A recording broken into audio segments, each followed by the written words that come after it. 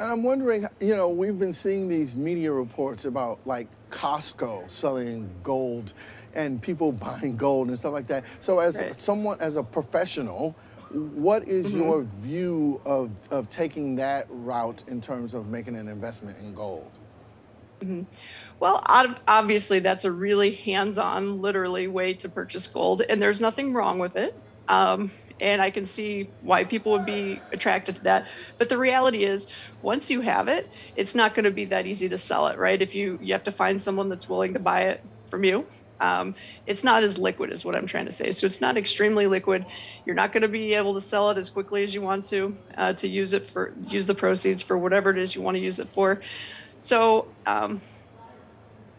it's okay, but it's not efficient. It's very inefficient.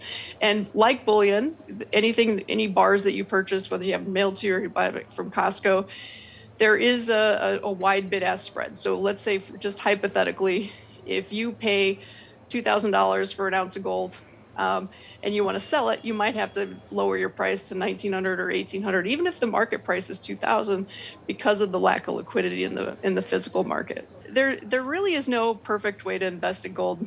There's a lot of different ways, and some have some advantages and disadvantages, but there's no perfect way. I believe that the futures market is the best way because it's the most efficient. However, it's not for everybody because futures contracts have leverage built in. And what I mean by that is you can control a gold contract that's worth, there's several sizes. I'm just going to kind of throw some numbers out there. Like a $50,000 futures contract that represents gold in the amount of $50,000, you can control that or buy or sell it with a couple of thousand in a trading account. That's not a good idea for most people. For most people, you want to take all of the leverage away and then purchase the gold in whatever size you want to purchase it in. But the leverage complicates things. So futures is the most efficient because you can get in and out around the clock, 23 hours a day, 6 days a week. You can get out of your gold or purchase it, whatever you want to do. You can trade in and out, let's say that. Not that I'm saying anyone should be actively trading it, but you could. If you're holding bullion, it might take you several days or weeks to actually liquidate what you have just simply because of the logistics. You have to pay for storage and delivery.